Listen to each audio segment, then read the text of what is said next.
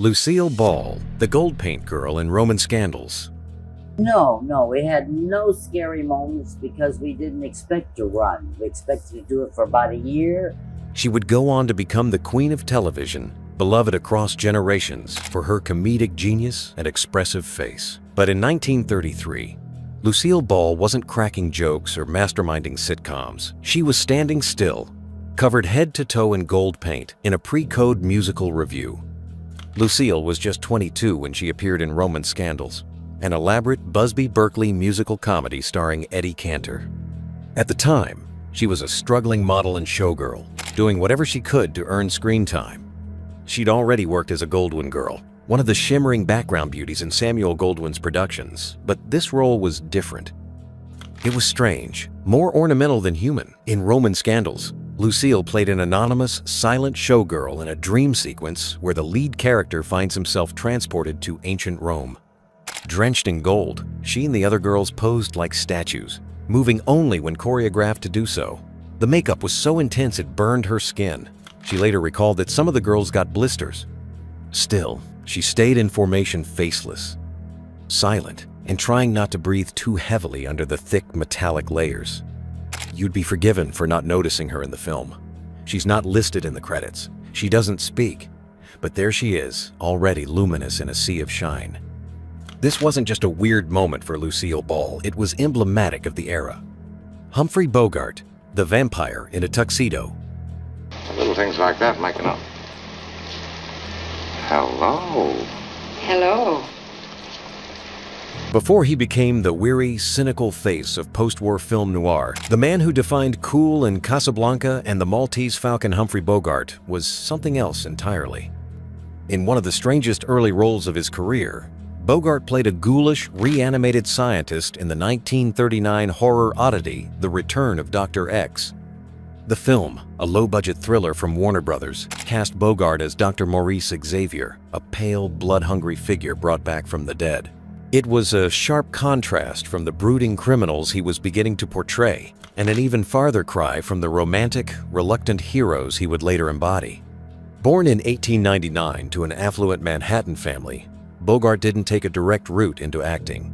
After serving in the Navy during World War I, he drifted into the New York theater scene, then into Hollywood bit parts and contract work. Studios struggled to define him. He wasn't matinee idol handsome in the traditional sense, and his delivery clipped, dry, sardonic, didn't fit the upbeat tone of many early talkies. So in his early career, he was often cast in odd, experimental roles. The Return of Dr. X was arguably the strangest.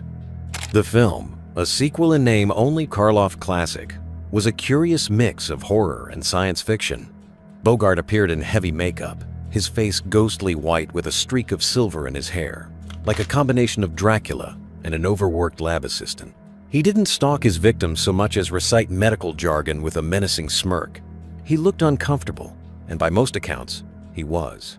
This was a man meant to smoke in shadows, not lurk around with beakers and transfusions.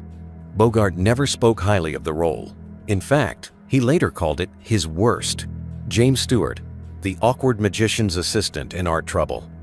2nd, 3rd of April, previews, and officially the 9th of April. Before he became America's everyman, the soft-spoken hero with a moral compass in Mr. Smith Goes to Washington and It's a Wonderful Life, James Stewart was just a lanky young man with a slow drawl and no idea what kind of roles Hollywood had in store for him. And in 1934, that meant playing the bumbling sidekick to a second-rate magician in a short comedy film titled Art Trouble, a film so obscure that even Stewart's fans often don't realize it exists. Fresh out of Princeton University, where he studied architecture and dabbled in amateur theater, Stewart had just made his way into MGM's orbit. He wasn't immediately seen as star material. His voice was considered unusual, a kind of halting, nasal delivery that didn't fit the polished sound of leading men at the time. His frame was tall and lanky, almost too thin for the camera. But he had something undeniable, an authenticity that didn't come from training, but from being utterly himself. Art Trouble, a Vitaphone comedy short, was Stewart's very first screen appearance, and it wasn't exactly a showcase. He played a shy assistant to Shemp Howard of the Three Stooges, who portrayed a goofy magician in the midst of botched tricks and vaudeville gags. The film leaned heavily into slapstick humor, with Stewart providing awkward reactions, double takes, and the occasional confused expression as chaos unfolded around him. He had only a handful of lines. In one scene, he accidentally spills paint all over a client while trying to demonstrate artistic genius. In another, he trips over a magician's trunk and knocks over a set piece. Rita Hayworth, the exotic island girl in trouble in Texas. I didn't start out as a star. I started out in small roles, very small roles when I was very, very young. Before the world knew her as the ultimate screen siren, the woman who danced in silk gloves and turned in iconic performances in films like Gilda, Rita Hayworth was just a young contract player named Margarita Cancino, doing her best to stand out in roles that often had little more than a costume and a cliché to offer. One of the strangest among them came in 1937's Trouble in Texas, a low-budget western where she played an exotic barmaid from south of the border. All accent, flirtation, and mystery, with barely a whisper of the grace and depth she would later bring to the screen. Born into a family of dancers, Margarita Carmen Cancino grew up performing alongside her father in a Latin ballroom act. By the time she was a teenager, she was already working on the nightclub circuit.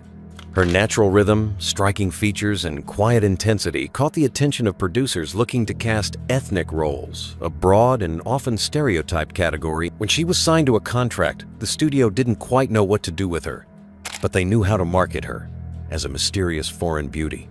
In Trouble in Texas, Hayworth, still credited as Rita Cancino, was placed opposite singing cowboy Tex Ritter. The film was a typical B-Western of its time, packed with outlaws, horses, barroom brawls, and a romantic subplot that was more obligatory than emotional. Hayworth's character, Carmen Serrano, was little more than window-dressing a saloon singer with vague island allure, complete with an overdone accent and gauzy wardrobe. She delivered her lines with effort, but the script gave her little room to breathe. Her dance scenes were more memorable not because they were glamorous, but because they revealed a raw talent trying to rise above the cliches. There was something disciplined, almost defiant, in the way she moved. Even when the material was thin, she performed like someone who knew it wouldn't always be this way. This period of Hayworth's career was defined by roles like Carmen ambiguous, seductive, and racially vague.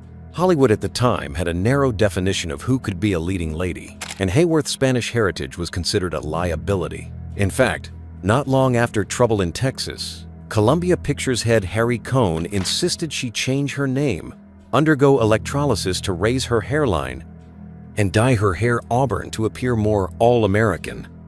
Clark Gable, the toothless hillbilly in the Painted Desert. You owe everybody here dough. Big dough.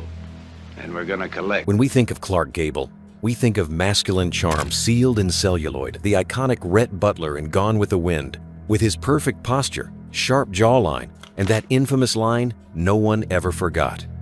But rewind just a few years, and that same man was introduced to audiences in a role so unrecognizable, it bordered on parody. In his first credited speaking part, 1931's The Painted Desert, Gable played a scruffy, snarling cowboy with missing teeth, greasy hair, and a hot temper, a far cry from the suave romantic lead he would soon become. The Painted Desert was a standard Western for the time, filled with dusty landscapes, rival ranchers, and black and white ideas of good and evil. Gable played Rance Brett, a gun-toting villain with a crooked grin and a gravelly voice, a character designed more to growl than to seduce. His screen presence was undeniable, but the character's rough edges, including a notably missing tooth, were miles away from the polished image MGM would later cultivate. At the time, Gable was still climbing his way out of obscurity. Born in Cadiz, Ohio, he worked a variety of odd jobs before committing to acting in his 20s.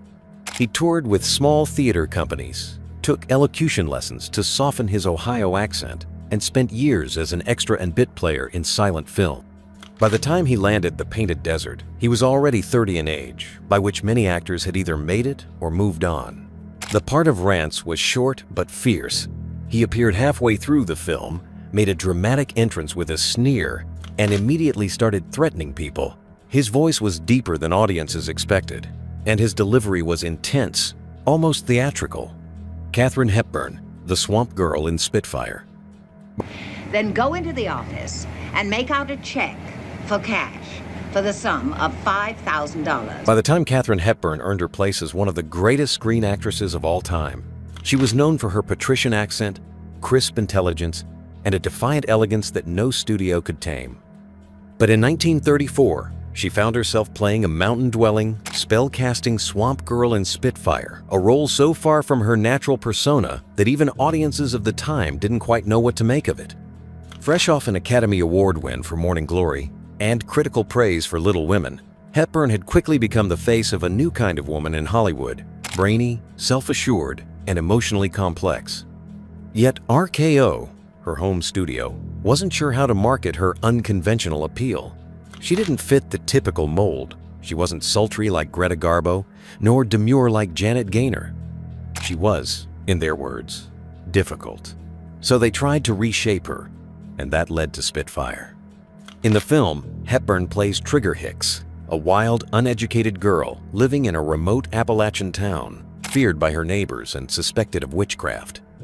The role required her to speak in a thick rural accent, stomp through the woods barefoot, and deliver lines filled with old-time superstition. Trigger isn't a femme fatale or a debutante. She's a backwoods mystic with fierce eyes and an impulsive temper. At one point, she performs a healing ritual by laying hands on a sick child, prompting villagers to accuse her of devil work. The film attempted to walk a line between folk legend and melodrama, but it stumbled. Critics were baffled. Audiences didn't know what to make of Hepburn in the role. The New York Times wrote that she delivered a spirited performance in a confused part, while others called it an odd misstep after such a promising start to her career. Even Hepburn seemed aware that something was off.